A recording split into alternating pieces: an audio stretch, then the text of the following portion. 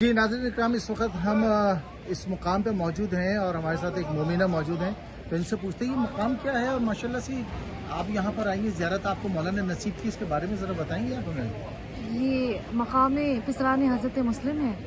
جیسا کہ آپ جانتے ہیں کہ یہ دو وہ فرزند ہیں حضرت کے جو چلے تو حضرت کے ساتھ تھے، لیکن جب ہم مولا حسین کے ساتھ سب نے چھوڑ دیا اور حضرت مسلم تنہا ہوئے اور حضرت مسلم گرفتار ہوئے، اس وقت یہ بچے بھٹک گئے تھے، لیکن قسمت نے ان دونوں کو بھی زندان میں پہنچایا۔ روایتیں کہتی ہیں لگ بھگ 1 سال زندان میں رہے، نہ بابا کی خبر تھی نہ ماں کی خبر تھی۔ یہ دن بھر روزہ رکھتے تھے بچے، اور جب شام میں ذرا سی سوکھی روٹی آتی تھی تو دونوں بھائی اس سے روزہ کھولا کرتے تھے۔ حالت اتنی خراب ہوئی کہ ایک دن کھانا لانے والے دربان سے کہنے لگے کہ ممکن ہے کہ آپ ہماری 2 باتیں سن لیں، کیا آپ رسول خدا کو جانتے ہیں؟ کہنے لگا بے شک میں مسلمان ہوں۔ کہنے لگے کیا آپ علی مرتضیٰ کو جانتے ہیں؟ کیا فاطمہ الزہرا کو جانتے ہیں؟ اس کی آنکھوں میں آنسو آ گئے، کہنے لگی کہ وہ میرے امام ہیں، وہ میری سیدہ ہیں۔ کہنے لگے ہم انہی کے خاندان سے۔ کہنے لگا تم کس کی اولاد ہو؟ کہنے لگے ہم حضرت مسلم کے بیٹے ہیں۔ کیا یہ ممکن ہے تم ہمارے بابا تک خبر پہنچا دو کہ ہم قید ہیں؟ وہ رو کر کہنے لگا تمہیں نہیں پتا تمہارے بابا ذبح کر دیے گئے 1 سال پہلے، اور ان کا سر جو ہے وہ دارالامارہ سے پھینکا گیا تھا۔ بچوں نے رو کر کہا اچھا پھر ہمارے ماموں مکے میں رکے ہوئے ہیں، کیا تم وہاں خبر پہنچا سکتے ہو کہ ہم قید میں ہیں؟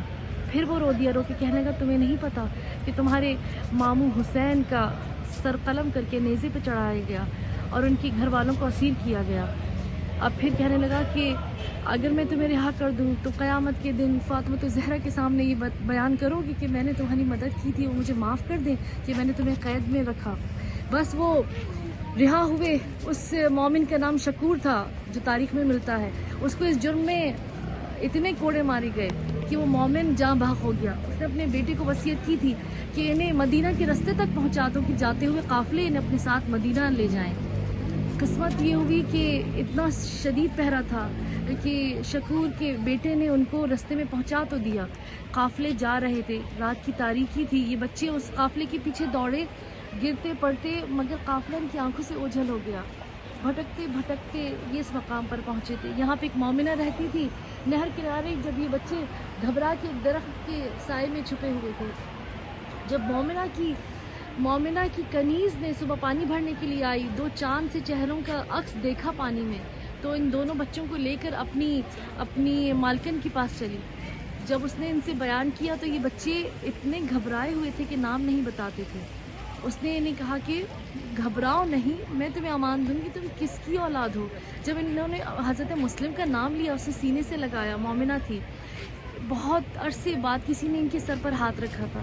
ان بچوں نے سیراب ہو کر پانی پیا۔ اس مومنہ نے ان کو آرام کرنے کے لیے کمرہ بھی دیا اور کہا کہ دیکھو میرا شوہر جو ہے وہ دشمن اہل بیت ہے، تم رات بھر یہیں چھپے رہنا۔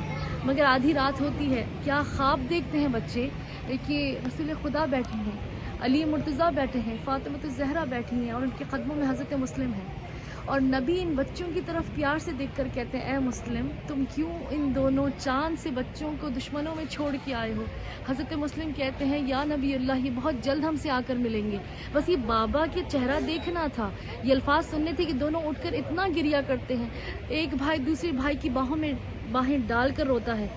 بس جیسے کہ آپ جانتے ہیں یہ صدا جب اس ملعون کو پہنچی جو کہ انہیں دن بھر ڈھونڈ کر آیا تھا اور کہتا تھا جانے کہاں جا کر چھپے ہیں، ان کے سر پہ بہت بڑا انعام ہے، جب اسے یہ صدا آئی، کسی بچوں کے رونے کی آواز آئی، اس نے گھر میں تلاشی کی اور اس نے ڈھونڈا اور کہتا تھا کہ میں سوچتا تھا کہاں جا کر چھپے ہیں، مجھے کیا خبر تھی کہ میرے گھر آ کر چھپے ہیں، اور بس وہ انہیں لے کر چلتا ہے رسیوں سے باندھ کر۔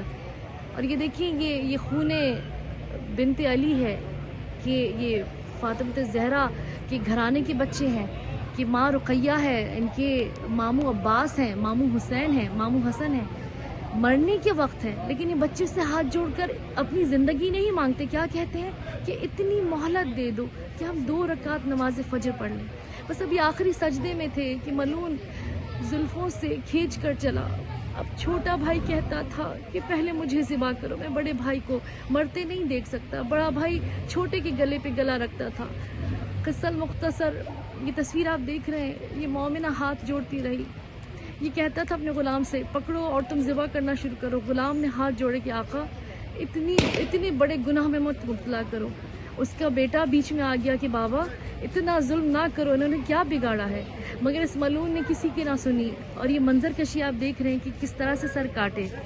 لیکن میں کہوں گی کہ اے ملعون, اے حارث, یہ لاوارث بچے نہیں تھے. جس وقت اس نہر میں اس نے دونوں کی جسم کو بہایا ہے, اس وقت روایتیں کہتی ہیں کہ فاطمہ الزہرا کے ہاتھ نمودار ہوئے اور بی بی کہتی تھی کہ اے میرے لال, اے میرے بچوں, میری آغوش میں آ جاؤ. اور بس یہ سر لے کر چلا ہے نام کے لیے. جس وقت یہ سر لے کر چلا ہے, میں حیران ہوں کہ ابن زیاد کے دربار میں پہنچا. جب اس کی نظر ان دونوں بچوں کے سروں پر پڑی تو کہتا ہے کہ تو نے کتنے ظلم سے قتل کیا, میں نے تو زندہ مانگے تھے, تو قتل کیوں کر کے آیا, اتنے چاند سے چہروں پہ تجھ سے ظلم کیسے کیا گیا. بڑی عجیب روایت ہے کہ یہ الفاظ کون ملعون کہہ رہا ہے, جو کربلا میں حضرت علی اصغر پہ تیر چلا کے آیا, اس سے بھی برداشت